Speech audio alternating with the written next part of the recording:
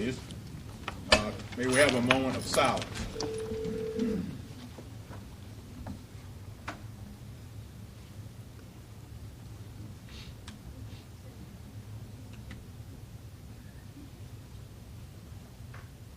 Thank you very much.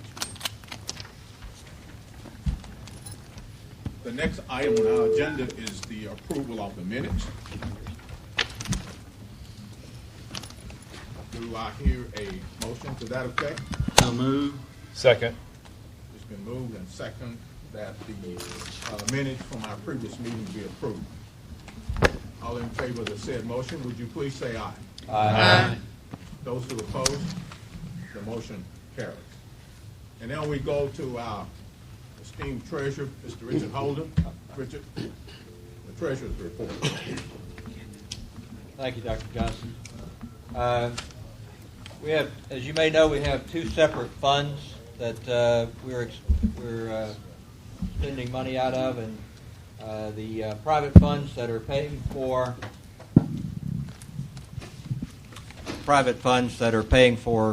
the BCG contract at present have, to my knowledge, there's not been a draw on that to date. So we are collecting and holding in a special account donations from private funds for that account.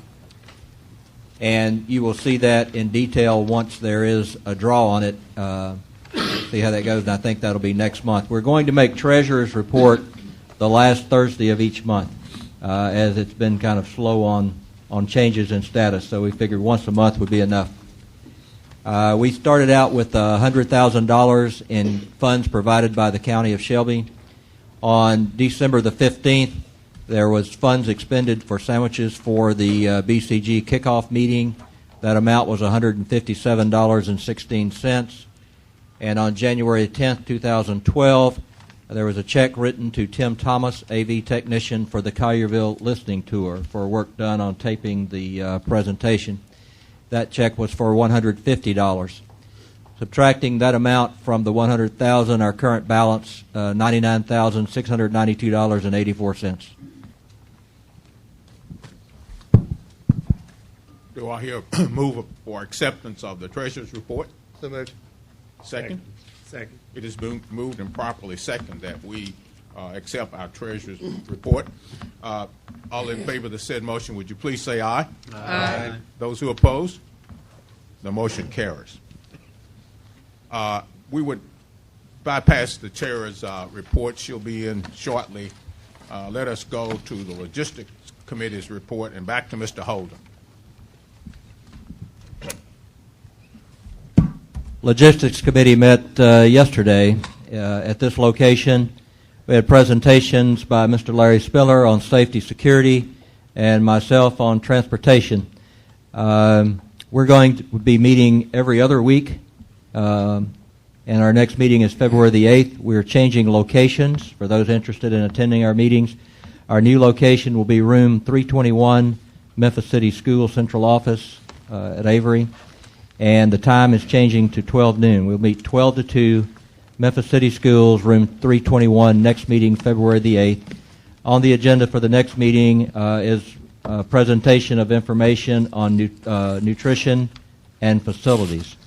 One of the things that we did learn yesterday, and I'm sure a lot of you in your work are finding out the same thing, that communication is difficult due to lack of common definitions. So we're backing up and starting anew in our committee with needing common definitions in order to know that we're comparing apples and apples. So we don't have any data to share with you, but we'll be hope to provide comparable data when we do share that with you. Thank you. Thank you, Mr. Holden, and thank you, Dr. Johnson, for standing in for me for a moment. See, the next item then, I think we're down to my report. I really don't have much to report other than what it will be reported on the floor tonight from the committees. We have been, as you know, involved in community meetings, and they've been very rich in the feedback, and we'll have someone talk about that. So really, at this point, Diane, did I have anything else I was going to say in this? Okay. That we'll hold it for that and let the committee members speak. Let's see. Oh, I certainly want to mention this, that Lewis Paget, our fellow TPC member, his school received an award for academic achievement gains from Mayor Luttrell's foundation yesterday. Very good. Have we recognized all of our visitors that we need to recognize back there? We have some school board members, I suspect. We always have Commissioner Lott back there. Is she still back there? Coda's there. Okay. Are there others? We always are happy to have the staff, but I was looking. Okay. Here we go. All right. We'll go on then to new business. We do have an item on the agenda for the First Amendment to the MOU between the TPC and the Shelby County Education Foundation. Ms. Richards, would you do that? Thank you, Madam Chairman. As we reviewed in Executive Committee, we have in your materials the First Amendment to the MOU between the Transition Planning Commission and the Shelby County Schools Educational Foundation. The original agreement covered the arrangement with the TPC and BCG, but there is a need to move forward with a contract for support for our communications efforts with our public relations firm, and this amendment provides for the arrangement to allow that additional contract. So, Madam Chairman, I move the approval of this amendment. All right, and that motion actually comes from the Executive Committee. Is that correct, Ms. Richards? And therefore, yes, it ma'am. doesn't require a second. So is there any discussion? Hearing no discussion, all in favor of approving this First Amendment to the MOU with the Shelby County Education Foundation, say aye. Aye. All opposed, say no. The ayes have it, and the motion passes. So thank you very much. And then we will move now to Mr. Boyd is presenting the next item, which is a contract for communication firm. Yes, the Community Engagement and Communications Committee put forth, with the guidance of the County Attorney's Office, a request for qualifications. In November, we received 7 responses to that request. We reviewed the request, prioritized in a numerical way the scores for each of the proposals. From that group, we selected one firm in partnership with others to provide the communication services for the TPC Commission. What you have before you is a contract approved by the Executive Committee to be presented to this body for approval. It fits within our budget that we had set forth of $200,000 for all cost, and divided into 3 different sessions, and it will be working very closely with the Community Engagement Communications Committee. So that firm is Red Deluxe in partnership with Trust Marketing. Are you offering a motion from the Executive Committee? I move we approve or adopt the motion by the Executive Committee. All right, coming from the committee, that requires no second. Is there any discussion about the motion to approve the contract with the local communications firm, and that being Red Deluxe? No comment. You guys are killing me tonight. That's good. All right, all in favor say aye. Aye. All opposed say no. The ayes have it, and the motion carries. So I'm sure the communication, I'm going to recognize Ms. Bradshaw, but I'm sure they're going to be thrilled to have the help of this firm. And Ms. Bradshaw, you may be recognized. Thank you, ma'am. We do appreciate everyone's vote in support of that, because we truly need the support to help engage the community. I just wanted to make one announcement. Dr. Jan Young from the CC Foundation contacted me and wanted to extend an invitation to all TPC members for an event that they're having around they're bringing Dr. Ruby Payne in, and she's doing a presentation on the framework for understanding poverty, and that event is on March 22nd at the University of Memphis, and she's willing to hold slots for any TPC member who wants to attend it. We'll send out the information to Chairman Prescott so she can review and then send to the regular members with registration, but just wanted to share that information with you. Thank you.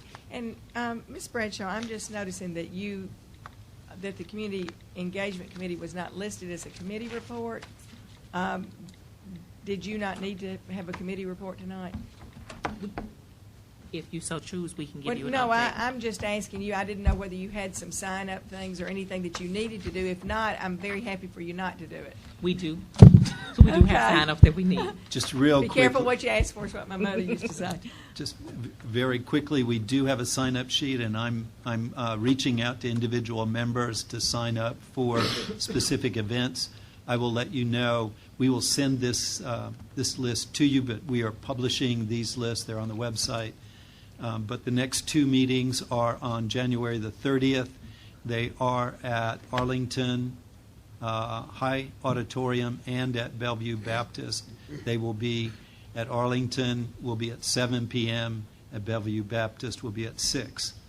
The following week, there are three events.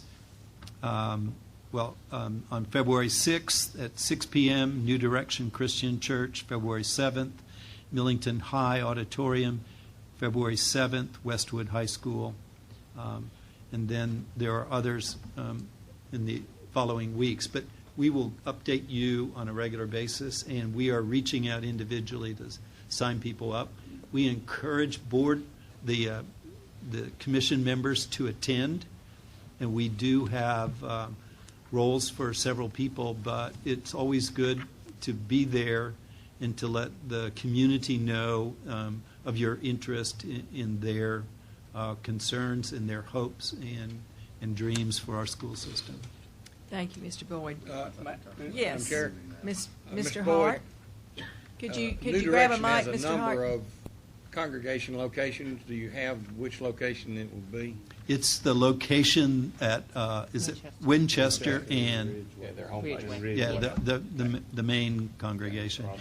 I've been asked by my colleague sitting next to me. We had discussed the change in time in terms of Bartlett and and not holding that and combining it with the one on January 30th at Bellevue.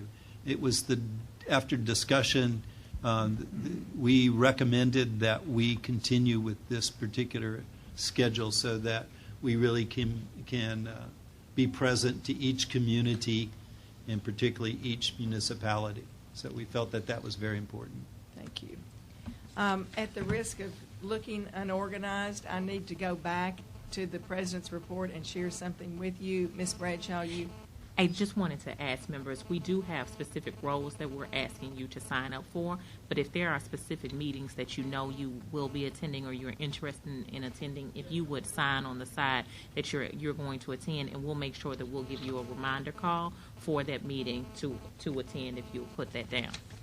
Thank you, Chairman Prescott. in just a moment, I'll introduce a gentleman that is from the State Department of Education, and so I don't want him to go back and tell his boss that I failed to mention that this month, yesterday, we started, that is the chair of the Shelby County School Board and both superintendents, what will be a monthly meeting with Commissioner Kevin Huffman of the State Department of Education. He actually, after having been to this meeting and hearing some of our comments, reached out to me and to Chairman Orgel and suggested that this might be one way that he could have a continuing conversation with the TPC. We had a very good, it was kind of a first meeting. We discussed the fact that this would be a good way to stay connected and to also let him know if there were ways that he could help us, if there were areas of expertise that we are looking for in the state. Also, we talked about the fact that we did not want to get to the end of the road and have a plan that would not be acceptable to the state Department of Education, in as much as they are the first line of approval. And so this will be an opportunity for us to, along the way, begin to share some of the recommendations. And basically, he just really pledged his support to the work that we're doing. And I think it's a very good commitment of his to be willing to come down once a month. I would ask you, and I do this with the executive committee, I want your input, and I want to know if there are things that you think we should discuss, if there are areas that, ways that you think that the State Department can help us, so that we can, as a representative of you, so that I can be responsive to your needs and also give him a good idea of how you think that the state could be supportive of us. But that was a very, I think, an important offer from him and a very good meeting. Likewise, I want you to know, because, you know, this is a tremendously complicated thing that we're doing in lightning speed, really, to try to have our plan by the time that we have established. And so it is important to work very closely with the district and with the leadership that is in the district. And again, as I told you a couple of weeks ago, our partners from Boston Consulting, Jay Puckett and Lane McBride, and I and the two superintendents are meeting every other week also to discuss any item that, any concern they may have, any item they may want to bring up. And again, I'm going to depend on you to give me input if there are things that you think we need to talk about. One of the things that we have talked about, and we talked about actually in the Community Engagement Committee too, is that we really do need to have a joint effort of informing the community. There are some I believe that we're doing a good job of informing the community ourselves about what our role is. But every time we go into the community, we hear statements about the districts that really are not accurate. And so we've talked to the district, to the leadership, to ask them to partner with us in trying to be accurate about, because they're doing many good things. I mean, I think all of the chairmen would agree, and particularly in the Educational Services Committee, we've had the delightful experience of watching the two staffs work together with just tremendous amount of professionalism, really a very focused goal of doing what's best and looking at what is in both systems and seeing how they could be utilized, how they could be changed. So we know that there are messages that have to get out, and the meetings with the superintendents is productive, and I want you to know that I do those things on behalf of you, not for Barbara Prescott. So I want you to let me know if there are issues and concerns that you would like for me to bring up. Okay? All right. Now you don't think I haven't been doing anything for the past couple of weeks.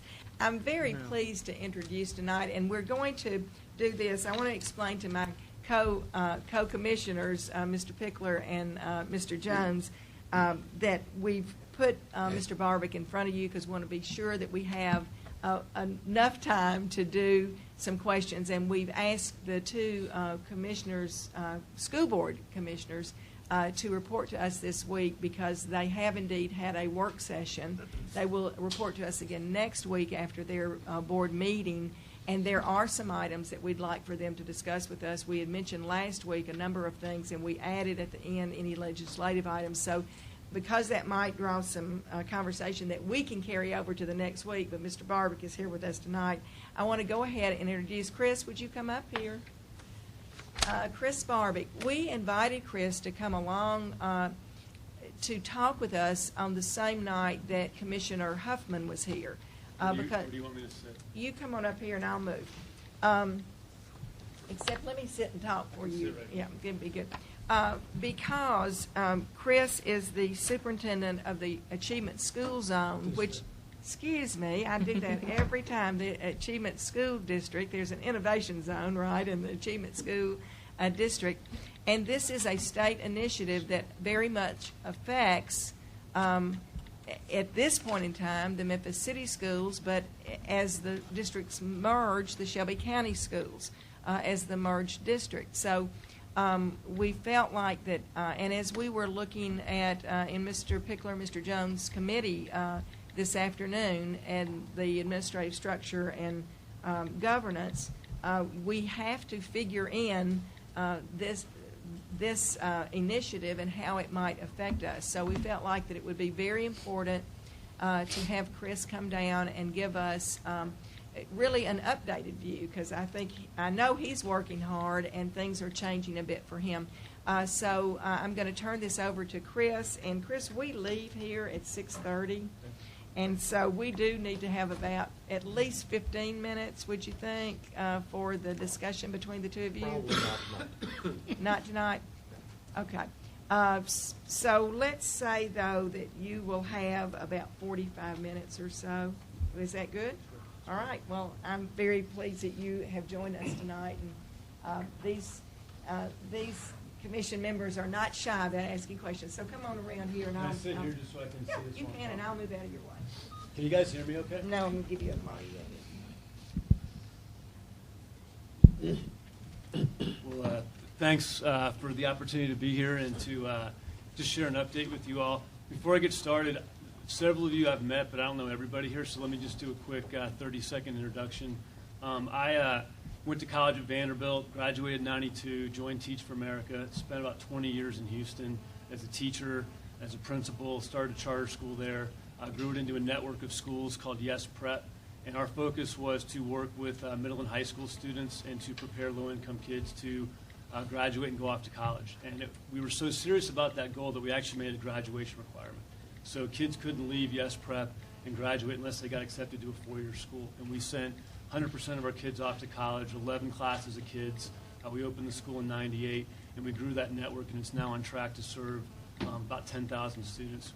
We now have kids who've actually graduated from college and are back teaching at the school, and we're going to have our first kid, and I say we because I'm still on the board, leading one of our new schools. So that's just a little bit of background. And I came here in August and was recruited and hired to lead the Achievement School District. And so what I want to do, is there a way to flip through the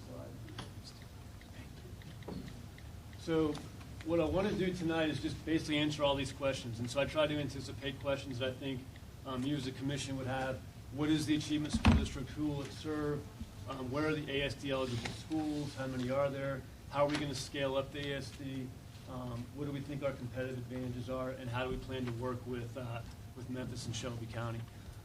Just real quick background, this was really an initiative that came out of Race to the Top. There were 4 key areas in the Race to the Top grant, and one of them was to discuss and talk about how the state was going to turn around its lowest performing schools.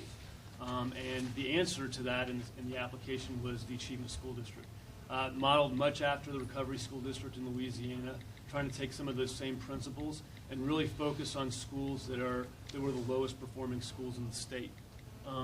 Under the new, or the current accountability system, which we hope to hear back from the feds on in the next week, we applied for a waiver as a state to try and move away from AYP and NCLB into a new state accountability system that we think is a much better measure of progress. And there were lots of reasons why we needed to do that. One of which is if we don't, you can see how the ASD grows. Right now there's 36 schools in the ASD, and you can kind of see where the bulk of those schools are. If the waiver's not approved and we continue to operate under NCLB, the Achievement School District grows to about 400 schools. And then it starts to grow exponentially from there, where 5-6 years down the road, 800 of the 1,700 schools in Tennessee would be considered ASD eligible schools. And while I'm an ambitious person, there's no way we could ever even think about trying to do anything meaningful in that many schools. So what we did in the waiver request is we started to identify and define what is lowest performing mean. And we defined that as the bottom 5% of the schools. If you take a look here, and actually before I get into that, I just want to talk about how we define bottom 5%. We wanted to make this a very simple calculation. So the way we define the bottom 5% is we looked at two sets of schools, K through 8 and high school. Because in the current AYP list, the failing schools are dominated by high schools. And anyone that's been in education knows that high schools are merely a reflection of the elementary and middle schools that feed into them. And so what you have are high schools taking the hit for the fact that a lot of the elementary and middle schools that feed into that high school aren't performing. And trying to turn around a high school when you have kids showing up in 9th grade reading at a 4th or 5th grade level and trying to not only catch them up but get them prepared to go off and go to college or do some type of meaningful employment in 4 years is virtually an impossible task. So we wanted to make sure that we were defining the bottom 5% in a way where we could actually get into schools before kids hit 9th grade. We looked at TCAP scores, and we looked at, in the 3rd through 8th grade, we looked at reading and language arts, we looked at math, and we looked at social studies. And it was a very quick and easy calculation. The numerator is number of kids that scored proficient advanced on TCAP. The denominator is total number of kids that took the test. In high school, we did the same thing. We looked at Algebra 1, we looked at English 1, we looked at English 2, and we looked at Biology 1. And we looked at those 4 tests, and along with grad rate, determined the schools that were in the bottom 5%. And at that point, just force-ranked every school in the state to see where those schools were. You can see, if you take a look here, that the bulk of those schools are here in Memphis. 69 of the 85 schools that represent the bottom 5% in the state are here. And obviously there's a smaller cluster in Nashville and in Chattanooga. And if you start to take a look at where those schools are, so when we looked at where those 69 schools are, they cluster in about 7 or 8 feeder patterns, right? So I wanted to show you this as just one example. So this is the Fraser High School feeder pattern. You can see the elementary schools and middle schools that feed into Fraser. Every single one of those boxes represents a school. Every single box that's got a red outline is a school that's in the bottom 5%.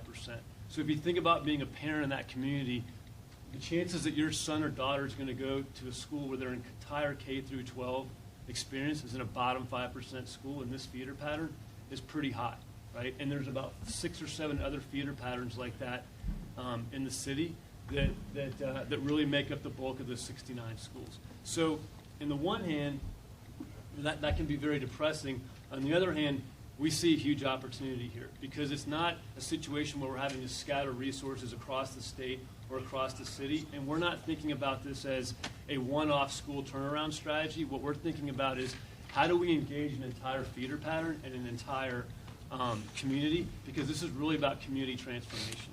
And if we can attack the problem in the elementary and middle schools, then we actually have a fighting chance to make sure that kids are graduating from high school, not only to go off and just get a diploma, but to actually have that diploma mean something and to be able to go off to a 4-year college or 2-year college or to find meaningful employment.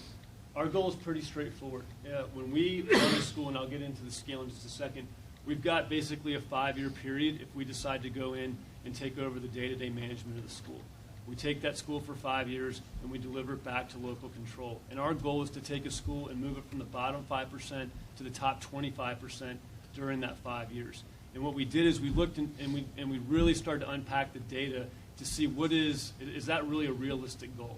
And when you look at it, and we looked at the schools that were making the most dramatic gains, there were schools that were making 15, 20% gains a year in elementary and middle school, and we felt like double-digit gains every year for 5 years, if we could sustain that, we could move schools from the bottom 5 to the top 25%. And so that's the ambitious goal that we've set for ourselves. That's where we're sticking our flag in the ground, and that's what we're going to work towards as we begin to get into some of these schools. I want to talk a little bit about scale because I think that's something that as you all are thinking through what this merger looks like, and I know there's been talk about kind of a portfolio approach to school management. This is sort of what we currently project as our growth.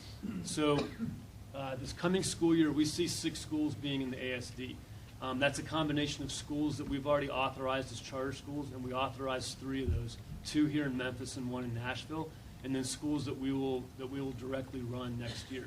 Our goal is over the next 3 years that the bulk of those 85 schools that are in the bottom 5% are either a school that's in the ASD, is a school that we're managing ourselves, or is a charter school, or it's a school that's in the innovation zone. And so I want to take just a few minutes and talk about what the innovation zone is.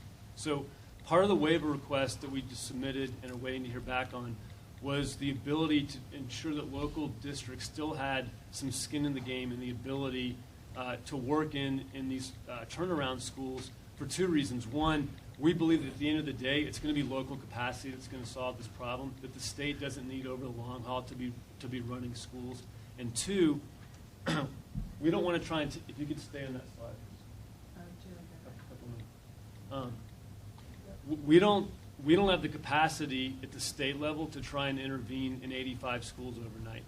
So we wanted to do a slow scale up, and we also wanted to make sure that local districts were still involved in this. So the innovation zone was sort of our answer to that. So just a few things about that.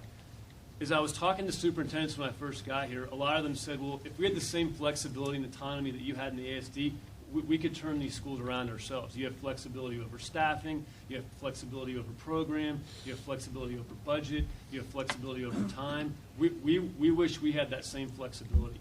So in the waiver request, we said, you know what, great, we're going to give that to you. We're going to give you ASD-like autonomy and flexibility over staffing. We're going to give you ASD-like flexibility and autonomy over program, over length of the school day, so that you have the same sorts of things that we have in the Achievement School District to be able to turn around the schools. In addition to that, we've got about $45 million in school improvement grant money that we can push out to the priority schools and give districts an opportunity not only to have flexibility and autonomy, but also to have some resources to be able to go into the schools and do things like extend the school day and have money to be able to pay the staff if they want to work an extra hour, or whatever sort of innovative programs that the district wants to come up with. It's the opportunity for the district to operate in a little bit different environment so that they can do 2 things. One, build that capacity internally to be able to do the turnaround, and then secondly, when the schools go back into local control after 5 years, there's now a landing place for those schools that were in the ASD. Because the hypothesis is, if we're able to turn these schools around in 5 years and we can send them back to the district, we don't want to send them back into the exact same environment that created the problem in the first place. If there's a way to send them back into an innovation zone where they will continue to be able to operate with the same type of flexibility and the same type of autonomy, but now back under local control, then it's our belief that whatever changes were happening and working will not be able to be sustainable over the long term as that school gets returned back to the district. And so you can see that our plan is to, like I said, by 2014, 2015, have all 85 schools, and remember, this isn't just Memphis, this is statewide, in either the ASD or in the innovation zone. So within our ASD, we've really got 2 options. We can authorize charter schools, and I know that charter schools mean different things to different people. When we're talking about charter schools within the Achievement School District, we're talking about operators who have a proven track record and who have the management team that we believe is going to get great results for kids. And I think, given my background and what I've been able to do the last 20 years within charters, I've got a pretty good sense of who those great operators are, right? So that we're attracting people to the city, to the state, who know how to get results. And if there are folks that are already here, the things that we can do to help them grow, the great things that they're already doing. And so I just want to be clear that just because a school has charter school at the end of it does not mean it's a great school. Okay? Just because a school has charter school at the end of it does not mean it's a bad school. And I think what we need to be thinking about is less about what kind of school it is, and we need to be thinking more about outcomes. At the end of the day, parents don't care what kind of school it is. They don't care what the governance structure is in the district. Parents don't send their kids to school districts. Parents send their kids to schools. And all they care about at the end of the day is that schools are getting great results. And if it's a charter school getting great results, great. If it's a traditional public school getting great results, great. If it's an Achievement School District school getting great results, that's great too. And I think what we want to be focused on are outcomes and not how the school is being managed. And so when we're talking about the authorization process that we'll use within the ASD, we're going to have a very rigorous bar for the folks that we're going to be authorizing to make sure that we're only bringing quality people to the table. when we authorize a charter school, that charter will last for 10 years. At the end of the 10 years, we will give that school back. Well, the school will go up for renewal process, and the authorization of that charter will switch from the Achievement School District back to the local LEA. So the LEA would then become the authorizer of that school and would serve in the same function that Memphis City Schools or Shelby County Schools does for the charters that they have now. For the schools that we're running, what we call the achievement schools, those would be the schools that we would be running the day-to-day management of the schools. In those schools, we would have the flexibility and autonomy that I talked about around staffing, both the teachers and the principal, around program, around budget, and the schools that we would bring into the ASD, the per pupil dollars would flow to the ASD much like the per pupil dollars flow to a charter school when it's authorized. The third one down at the bottom is what we call lead partners. Lead partners are organizations that aren't charter schools but bring programs into the school. Matchbook Learning is an example that they run a blended learning model in schools in Michigan.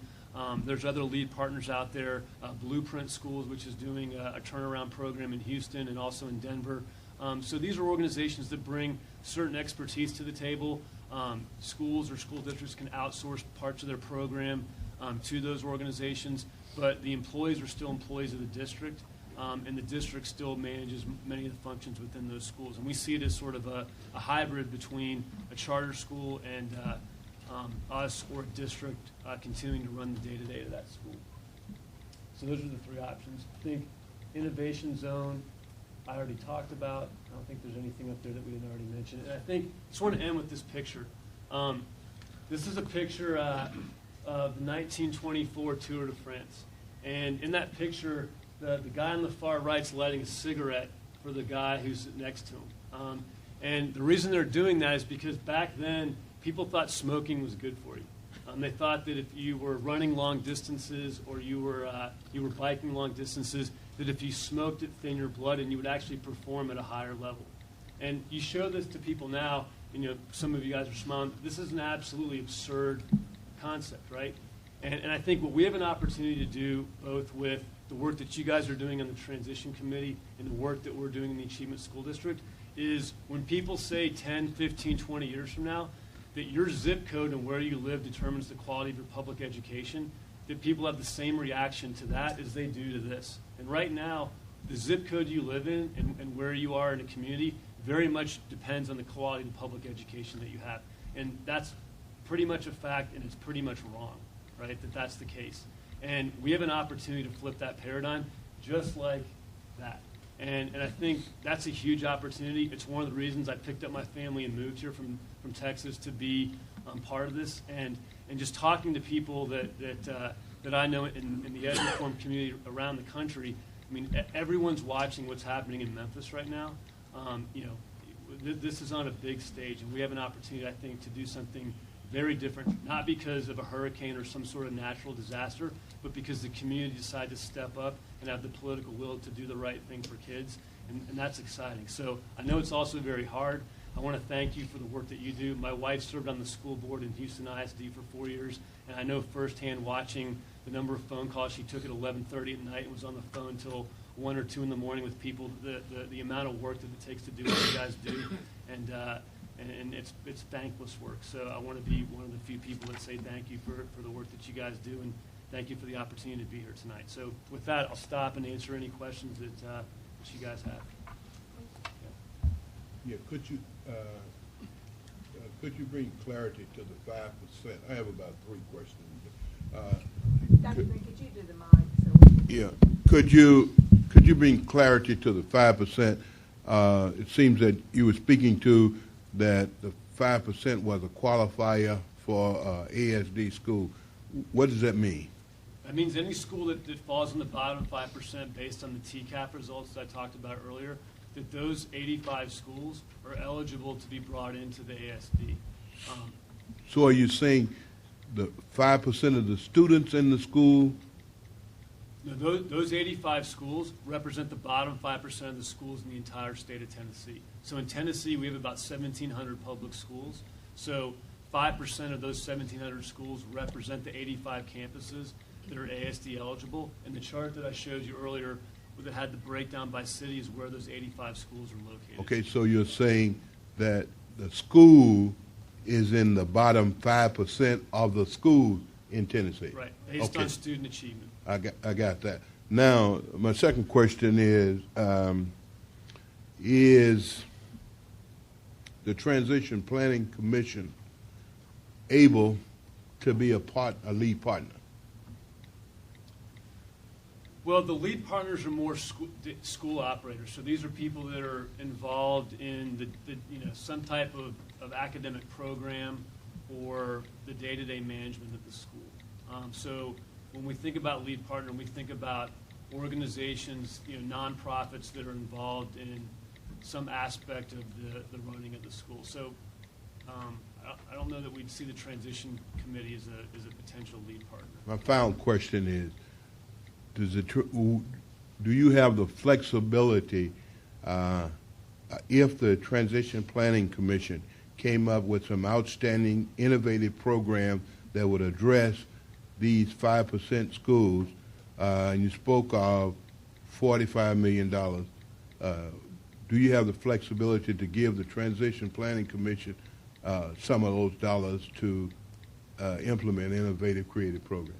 So what you're talking about is exactly why we created the Innovation Zone. So the Innovation Zone is the opportunity for local districts, to be involved in turning around schools. So those 50 schools that we envision 3 years from now being in the Innovation Zone, we see those as being schools that are either in the merged district or in Metro, Nashville, or in Hamilton County. So that we see the local district still playing a very important role in the turnaround work. Now, we're going to be very clear about the targets that we set for student achievement within those schools, because those schools are still eligible to be in the ASD. So if we give a local district, whether it's here or in Nashville or Chattanooga, the opportunity to turn that school around, and we don't feel like the gains are being made at an adequate pace, then we could still bring that school into the ASD. But we absolutely want to keep the local districts as partners at the table for two reasons. One, we don't have the capacity right now to run all these schools, even if we wanted to.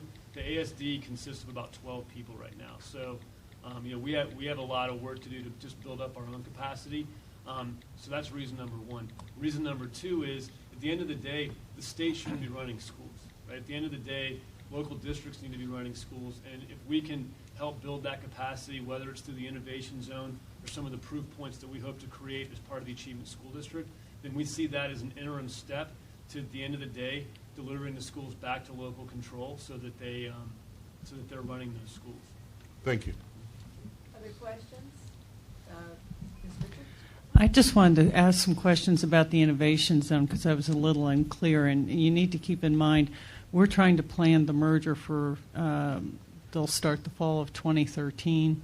So one of the things that's been discussed is an Innovation Zone that would be proposed as a part of the merger plan that would be set up conceptually at the time that merger goes into effect.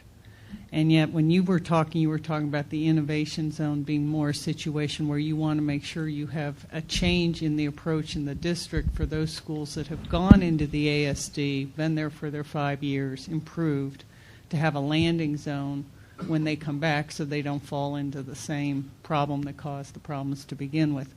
Do you see the Innovation Zone solely as a landing zone for these schools, or is this something that we can consider as a way, as a part of our plan 2 years out? It's both. So for the, if we'll look at the board. So Are y'all hearing Chris well enough? we see it as both. So we see it as an opportunity for districts to run schools, right, and to get and to ensure and maintain that the districts are involved in the turnaround effort. And we see it as a place where any of those schools that do become part of the ASD, when they are given back to local control, that those schools have a place to go. So we see it as accomplishing both. So in the 2013-2014 school year, we would envision that, I'm sorry, you can't see the bottom numbers, that's 18 for ASD. We would see 36 schools across the 3 districts that have the schools that are ASD eligible as schools that are remaining in local control, schools that, you guys would still be running, and that you would still be responsible for the management of those schools, the per pupil dollars. I mean, those would be still within the district, but what we would envision is within the district carving out a separate, almost like the striving school zones that currently exist, only picture it as the striving school zone on steroids. There's going to be more flexibility, there's going to be more autonomy, and there's going to be more resources for those schools. Yeah, that's great. Thank you. That's exactly what I was hoping the answer was. Now, help me understand with respect to the schools that are in the ASD on your chart 2013, 2014 that are in Memphis. This planning commission has to come up with a plan. Can you tell me what you would like that plan to be with respect to those schools? Well, I mean, I think, by the 2013-2014 school year, there's going to be, that 18 is going to represent schools across the state. Now, I mean, you can see that the bulk of the schools are here. So, I mean, I would imagine that, 70 to 75% of those schools that are in the ASD, whether that's a charter school or schools that we're running, are going to be here in Memphis. I mean, it's tough to predict. And, I just want to say that, we're not going to scale this thing up if we're not getting great results. So if all we're doing is more of the same thing, then the state definitely doesn't need to be running schools at that point. So if we want to be very careful in ensuring that what we're doing with quality. And if we come out of the gate and those 6 schools that we bring in are not achieving at the level that we want, we're not just going to turn around and take another 12. We're going to make sure that we get things right and that we're doing this with quality. And so this is a projection, knowing that right now we haven't opened up a single school. This is our best guess. But I would say that, if you were, for planning purposes, 70 to 75% of those schools would be here.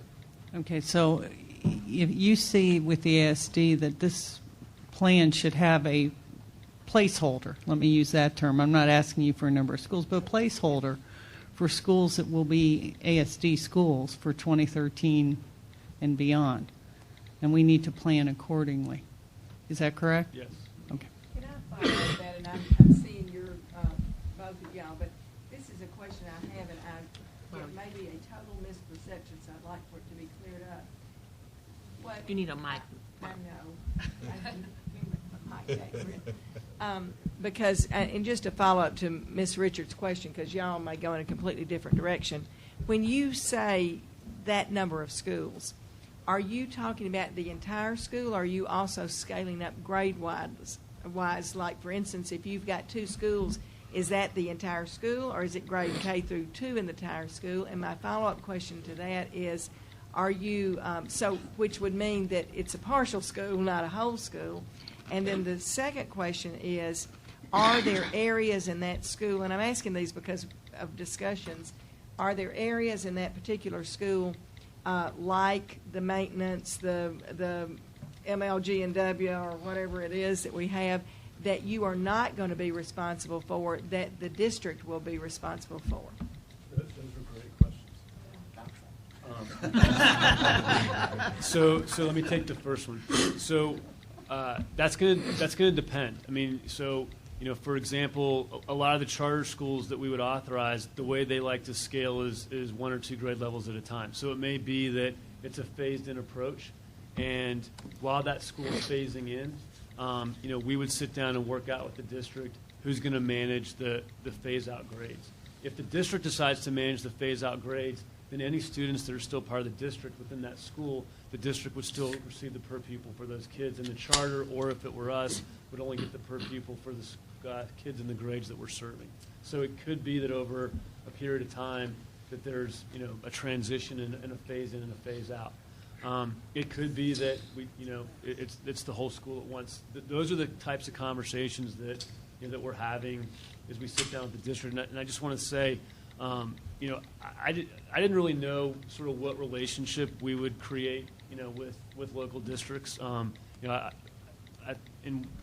think it would be very easy for folks to kind of picture this as Darth Vader showing up at the door, and we've tried to not have it operate that way. And I just want to say that we've developed a really good working relationship with the MCS leadership team, and are developing one with Shelby County. So, we meet with the superintendent on a weekly basis and his leadership team, so we can start to hash out the very issues you're bringing up as we start to identify which schools, and is it going to be a phase in and phase out, and where are we going to put the charter schools. So, what about this school infrastructure question about who carries that cost? So the way the legislation's written is that if we chose to, we could contract back a lot of the services. And as someone that's run charters and someone who's now at the state, we need to focus on what we're going to be able to do best. And it's not busing kids and serving food and doing facility maintenance. And to create that entire infrastructure at the state level would be stupid. So what we want to do as much as we can is outsource those things back. Now, if those get outsourced back to the district, great. Then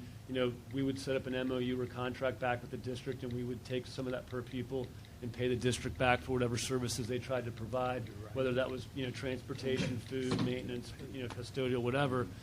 Or if we could get a better value and deal with an outside vendor, then we would do that too. So I think what we'll do is we'll issue an RFP. The district can bid on those services if they want to provide them, and we're going to use the organization or the company that we think is going to provide the best value. And if that's the district, great. Dr. Johnson. For the schools that the ASD is going to run, do you envision importing the Yes Prep curriculum into these schools? Well, I think there's certain things that we'd like to take with us. And I think from a curriculum standpoint, with Common Core being implemented over the next couple of years, curriculums are going to look, very much the same from school to school. I think, the big lessons that I hope to bring to this job from my previous experience are two. One is this is all about people. I mean, schools run if they have great people, and it's going out and it's finding a great school leader, and it's finding a great team of teachers, and it's building that team. And this is an execution business. It's finding great people that can execute day in and day out. And it's a simple formula that takes a tremendous amount of hard work. And it's finding great people that can put in, that hard work, and it's extending the day. So I think the formula, to just put it really, kind of bluntly, is it's great teaching and more of it. I mean, we went to school from 7:30 to 5 at Yes Prep. We went to school on Saturday twice a month.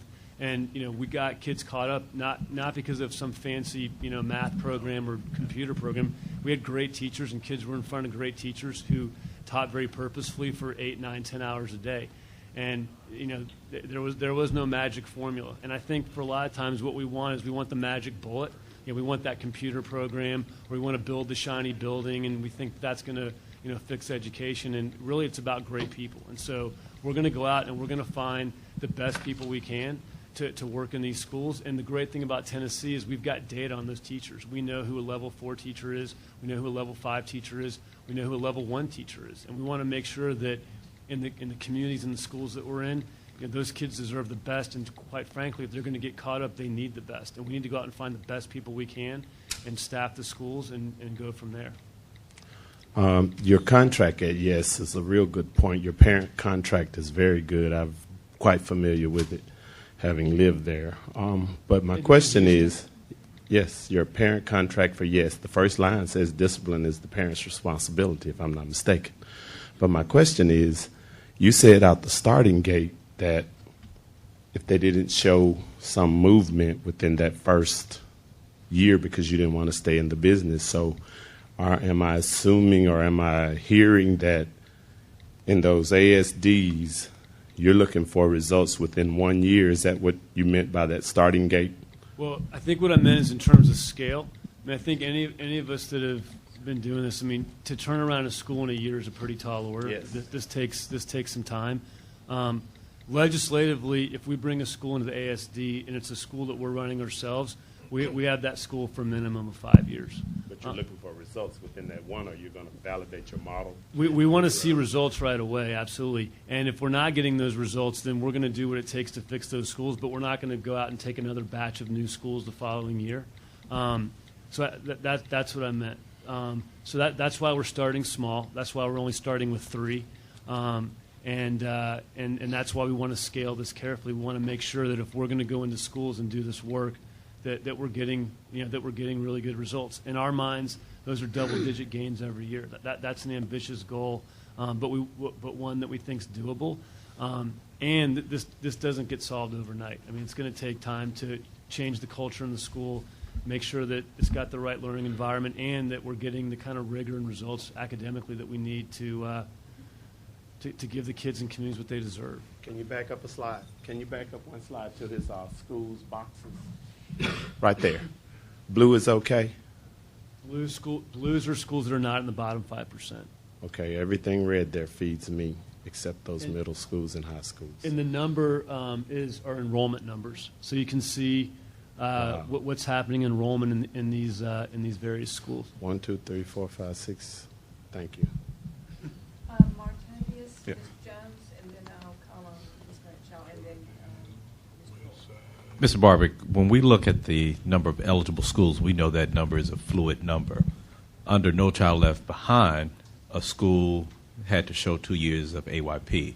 Is there a similar type of requirement for the ASD school? That's a great question. So the way we'll run the data, it will be fluid. So we had to run the data in order to complete the waiver request that we submitted back in November. Since it was the middle of the year, we'll rerun the data this summer so that we can incorporate the spring round of testing.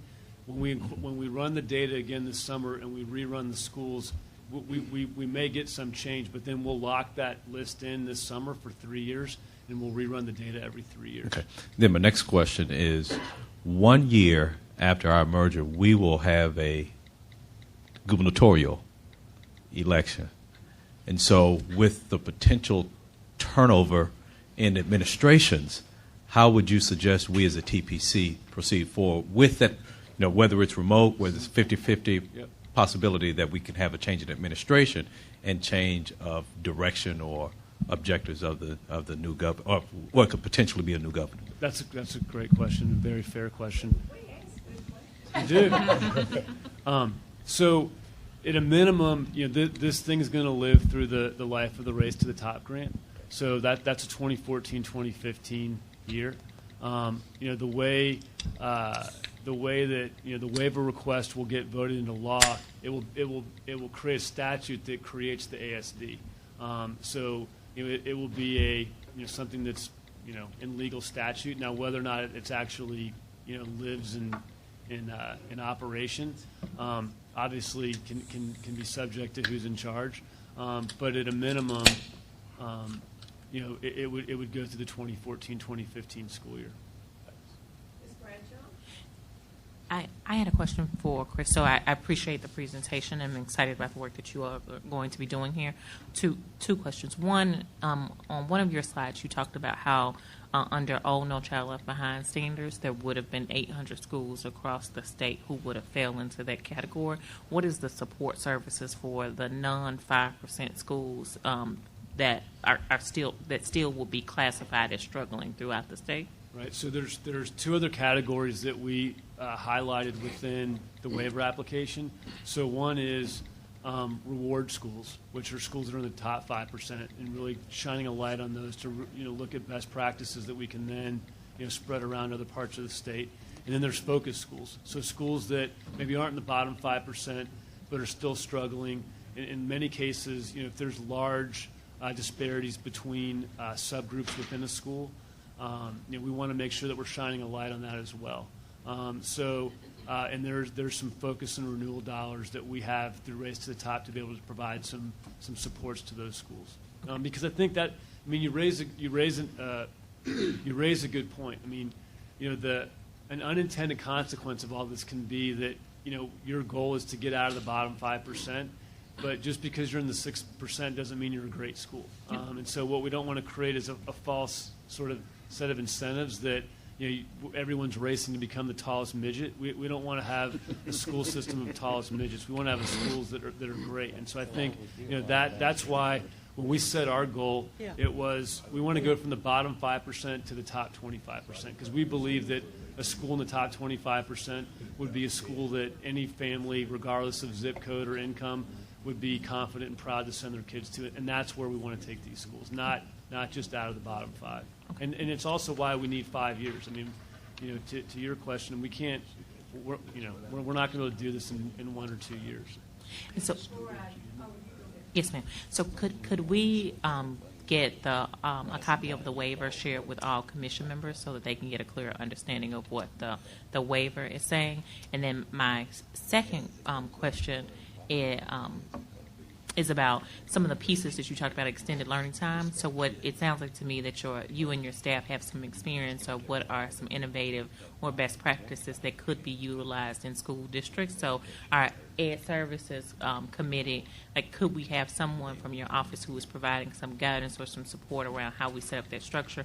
And then the other piece is the fiscal impact of what the ASD is going to have on the school district as we're planning and thinking about budgeting. Mm-hmm. So, I'm not sure if that's Mr. Cates. So that's Mr. Cates' committee. And so can we have someone to have some discussion with that? So as we're planning, we have a clear understanding of if we remove this percentage of students and those BEP dollars go somewhere else, what the impact that's going to have on the total district as a whole. Sure.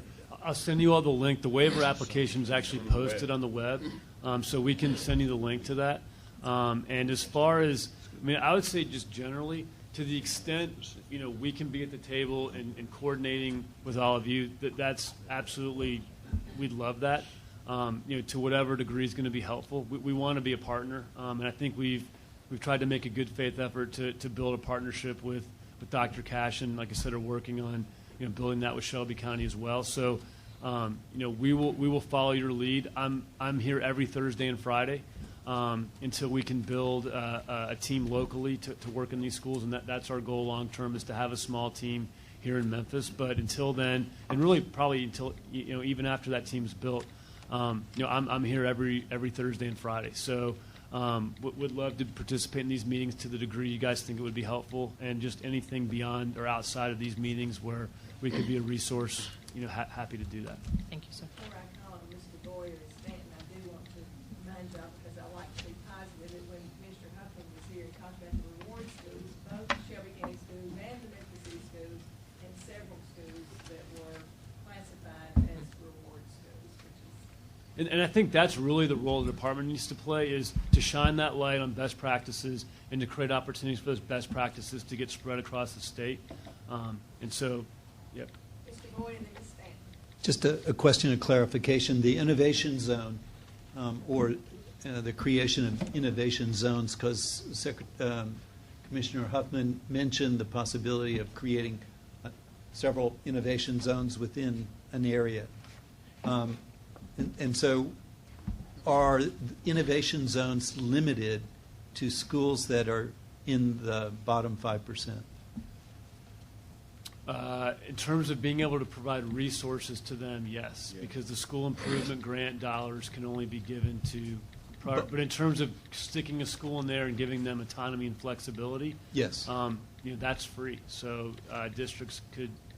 So a district could create an innovation zone, and within that innovation zone could place schools that weren't in the bottom 5%. The funding, they would not receive additional funding from ASD, but they would have the same flexibility and autonomy as those schools that are in the bottom 5%. Absolutely. And are receiving funding. I think if the long-term vision would be, if this works, right, and by getting great people and giving great people flexibility and autonomy, you can actually move the needle. And you can, what I hope would happen is that people start to ask the question, well, if that's working in this set of schools, why aren't we doing that for all the schools? And something that becomes a pilot or a subset actually becomes a page in the playbook. And so I think ideally, if this works, we'd like to see the entire district be the innovation zone. And so I think that's the long-term plan. Thank you. I'm curious about the long term.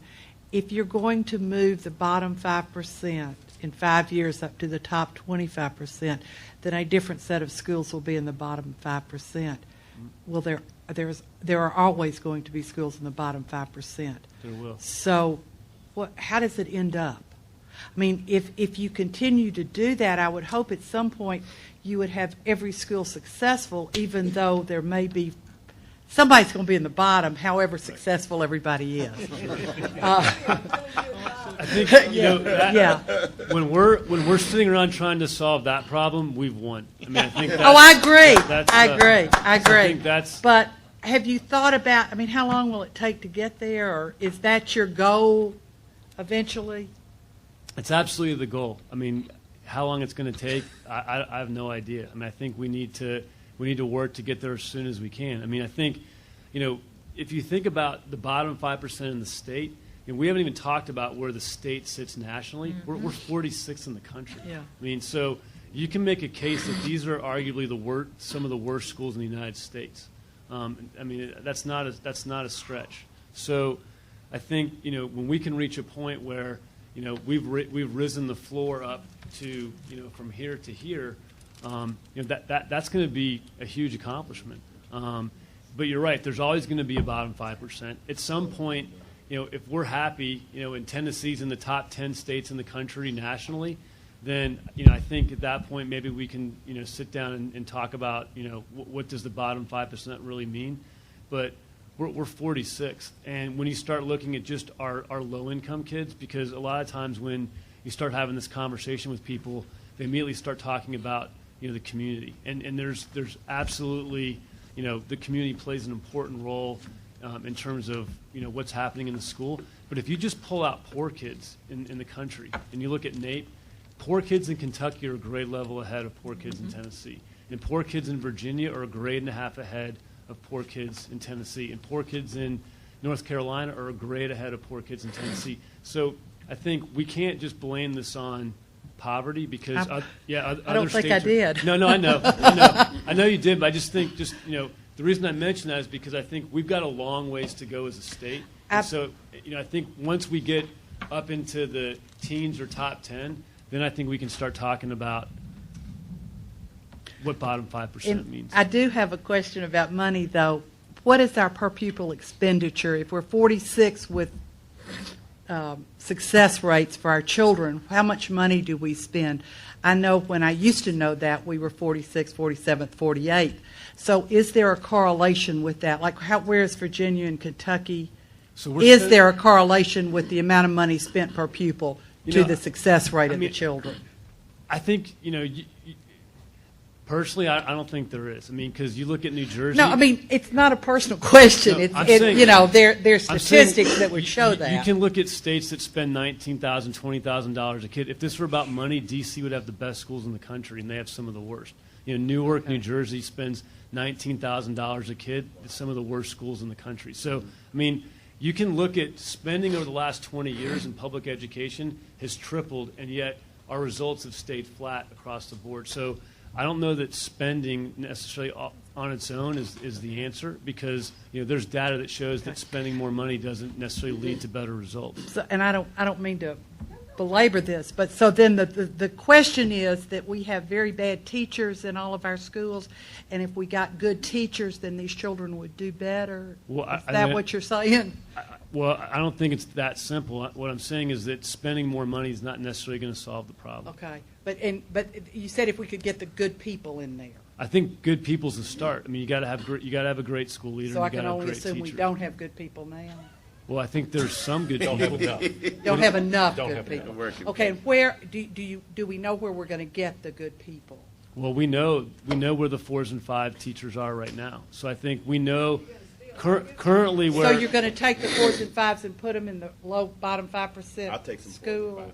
Absolutely. I'm just okay. Yeah, we're absolutely going to do that. I mean, we want to create an environment where right now good teachers run from schools and communities that need them the most. I mean, if we're going to fix these schools, we got to have great people in the schools. So we absolutely need to create ways that are attracting our 4s and 5 teachers to schools and communities that need them. I wouldn't disagree with any of that. I do wonder if all 4 and 5 teachers would be appropriate at every school. I think there are some teachers that are more appropriate at some schools than others. Have you found that? Well, that's my personal opinion. I just wonder if you found that.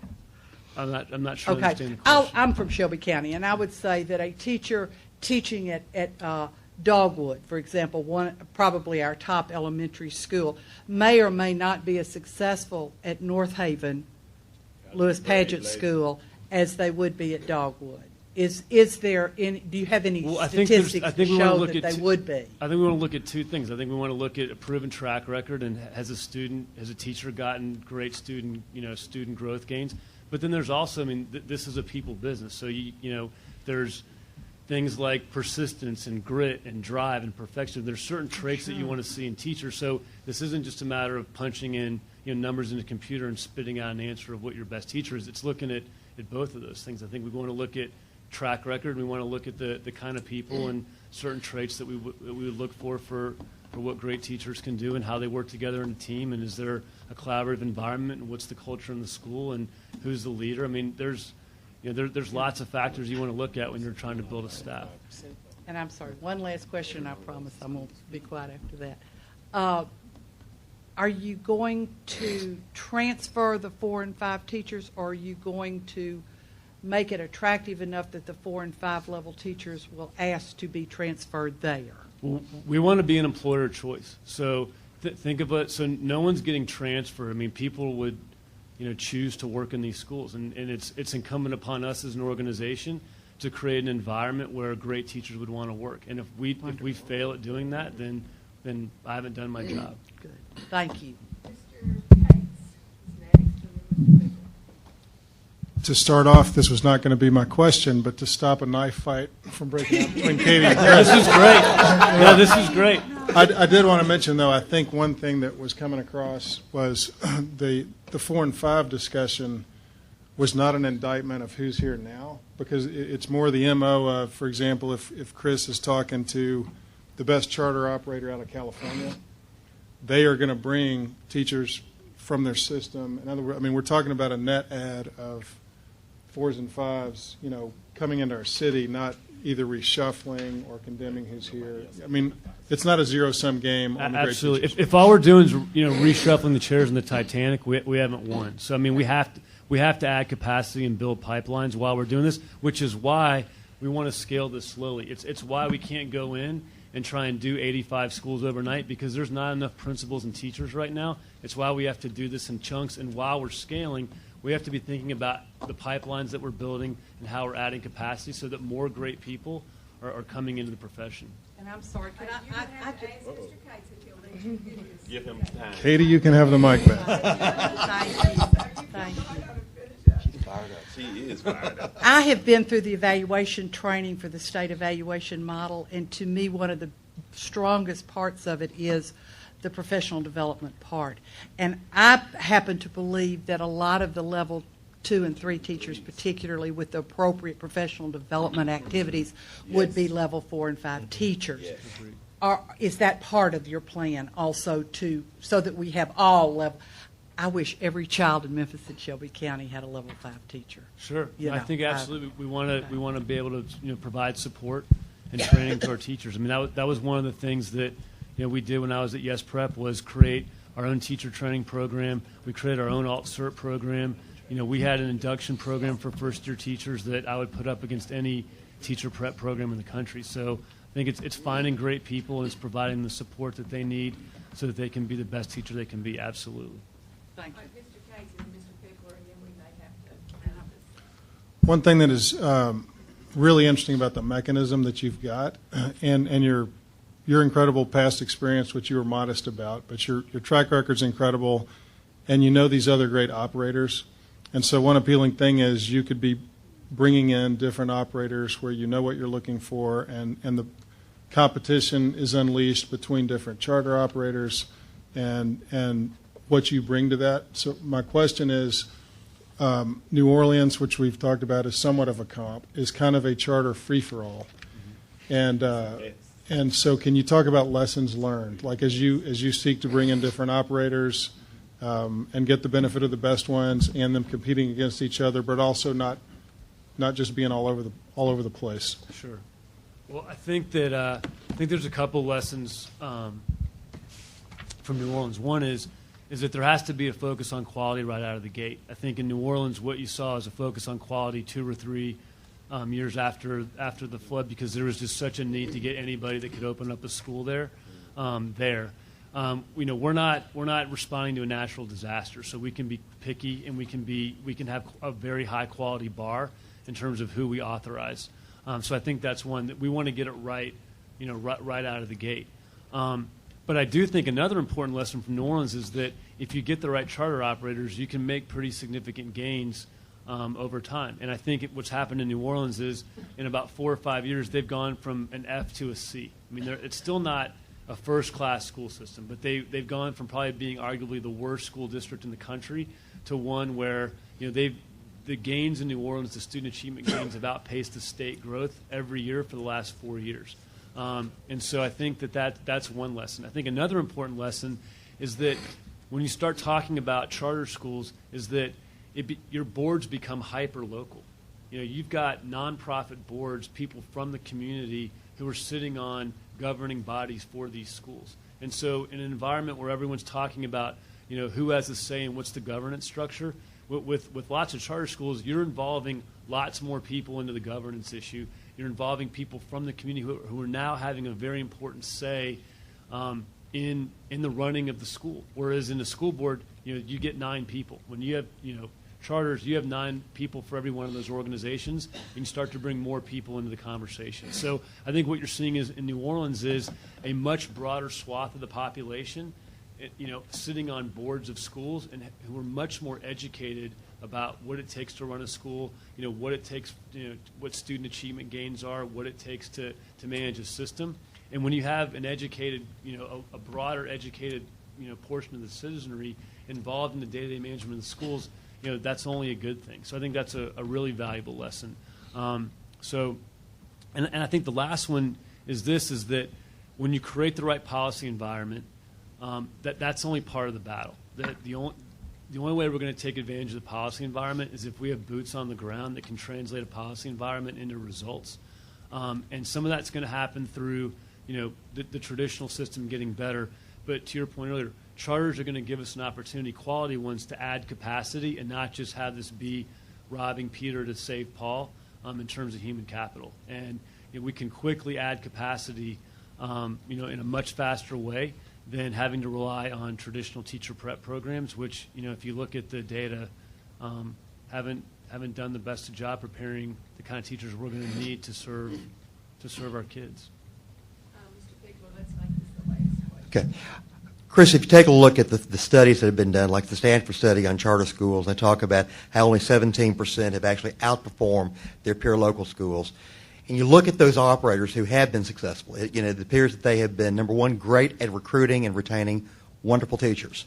It also, another common characteristic seems to be the ability to engage the parents. And I know that Mr. Padgett and I were talking about one of the great things about the Yes Academy was the parent contract that you had. And so the two-part question I would have would be, one, when you look back at your experience with Teach for America, do you see, as the ASD begins to recruit teachers, do you see a strong emphasis on recruiting the Teach for America teachers? And the second question would be on the ASD side, would you see implementing a parent contract as you implement those schools?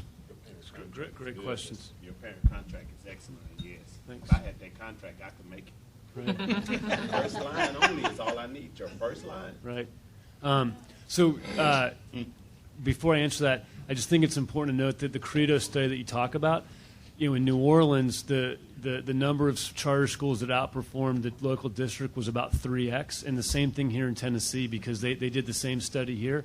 So while we hear about a lot of the bad charters because they wind up on the front page of the news, and that's who the media likes to cover, we actually have a really good charter market here. And the quality charters we have here, we're getting results 3 times the national average in terms of schools that are outperforming the local district. So I think we have a strong foundation to build on. As far as TFA being part of the equation, I think it's just that. It's part of the equation. I don't think it's an entire solution.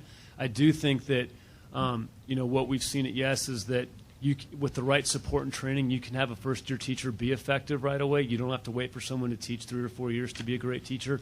And quite frankly, we can't have someone in the classroom that's figuring it out for 3 or 4 years while kids are going through their through the school doors. So with the right support, that's great. I know that there's a knock that TFA teachers only stick around for a couple years. And frankly, I'd rather have a great teacher for 2 years than a mediocre one for 15. So I think, we want to get, the best quality people we can. But we also want to value experience. And there's a lot of great teachers out there who have experience. As far as the contract goes, I think, the way we looked at the contract was it was a symbolic document. We didn't kick kids out if the parents didn't do their part. But it definitely was a way to have a conversation. And what we actually did is we sat down in home visits. We did a home visit with every single family before the kid entered the school, and we went through the contract. That part we will absolutely do. We will go door to door with every single family. We will sit down and do those home visits. We won't kick kids out because we'll be the neighborhood school, and we don't want this to be, we got results because we kicked a bunch of kids out of school. We're going to have to figure out a way to engage every kid, which quite frankly makes this harder than what we had to do at Yes Prep. I mean, yes, kids had a choice, and they could, just like they could choose to come, they could choose out.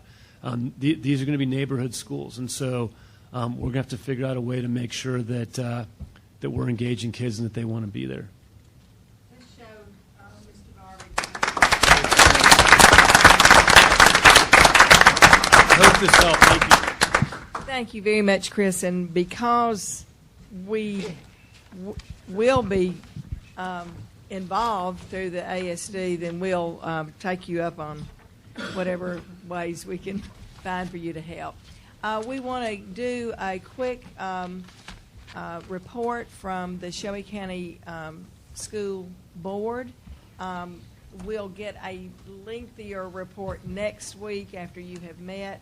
But if either one or both of you gentlemen could just give us a quick report, you've got about 5 minutes. Thank you. The Unified School Board met this week on Tuesday as part of our work session, and as you probably well know, we have a work session a week prior to having our regular board meeting, and the work session really is a time for us to flesh out what's going to be presented to us at the regular board meeting for our approval and or review. And so we had that this week. And I would think that our going forward, it'd probably be a little bit more informative once we've had the regular board meeting to actually tell you some of the action that's been taken. But what we did, a couple of things that we talked about and what will be before us, David and I have, and we can provide copies to everyone else, a copy of our legislative agenda. We would appreciate that if you could get that.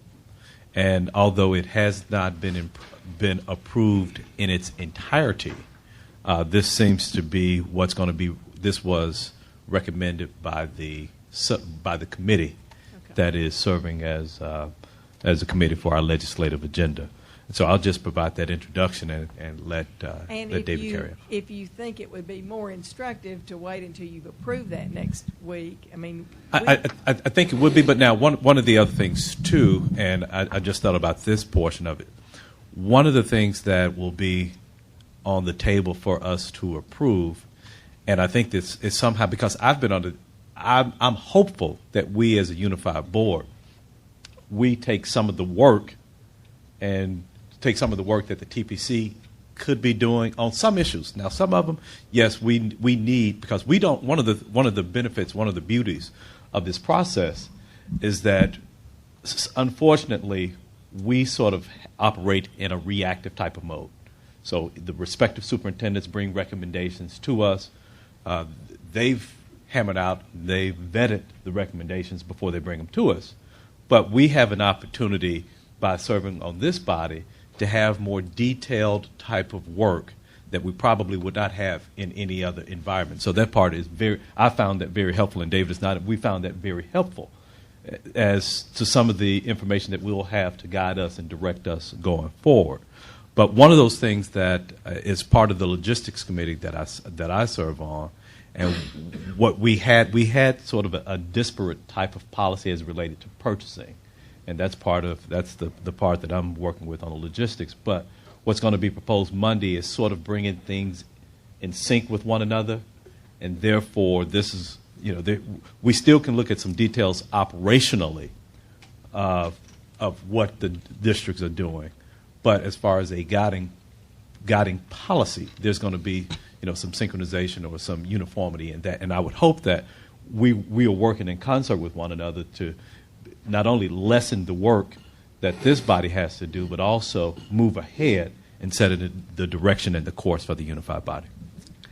I'll go over very briefly because we will provide this to everyone. We'll try to get it in both an electronic and hard copy to you. But the ones that probably have the most impact on the work of the TPC would be number one. We're recommending an agenda to oppose any effort for vouchers. We are also, as it relates to charter schools, which will have a significant impact on this.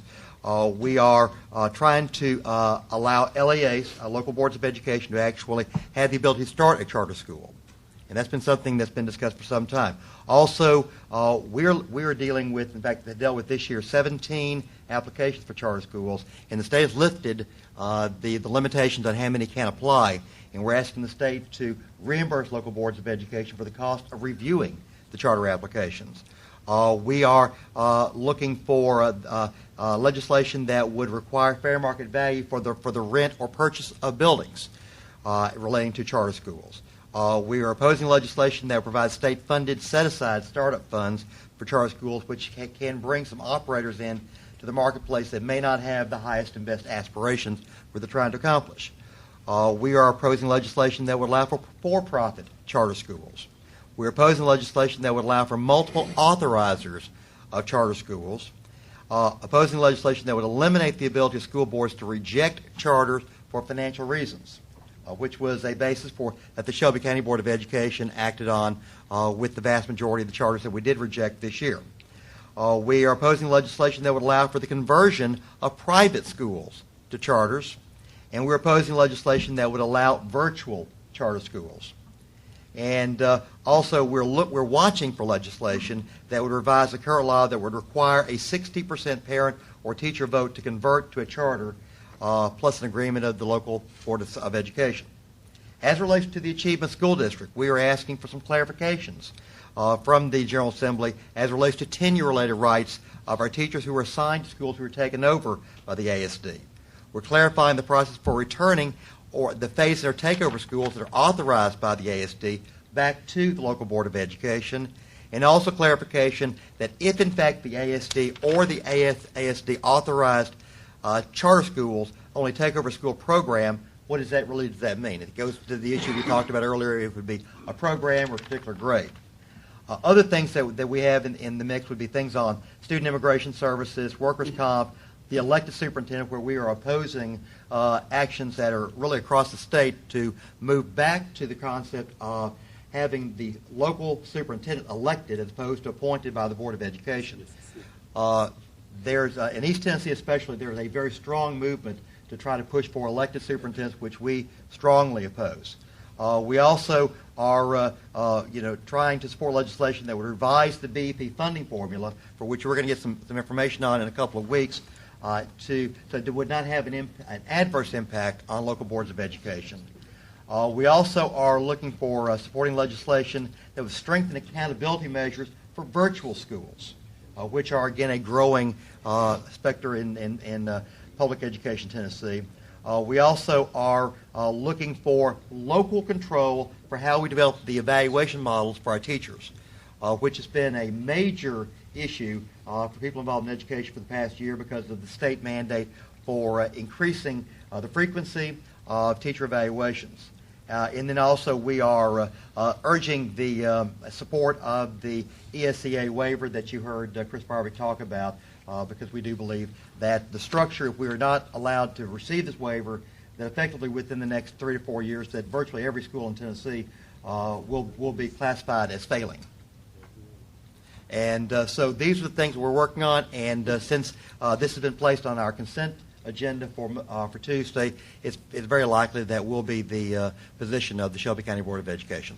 Okay, and thank you very much, Mr. Pickler and Mr. Jones. And as you finalize that, I do think that at that point it would be really good for us to have it. There's some things to be looking at, and we appreciate that report. And if there are other things next week, we'll do that, and we'll just see whether it's reasonable to do this twice in a row.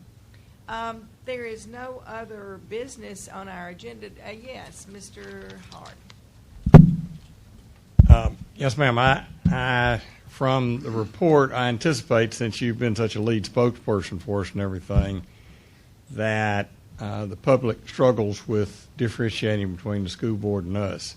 And because the school board is endorsing these type things, doesn't have any really impact on us. And so I think you need to be prepared to respond and make sure that people understand that the school board is not telling us this is what you should be supporting or not supporting. Very good point, Mr. Hart. This is really just an information piece so that as we move forward, we will understand the direction which the school board is going. Very, very good comment, and I thank you for that. Any other comments or issues that need to be raised at this point? All right, seeing none, do I have a motion to adjourn? Is there a second? Second. We are adjourned.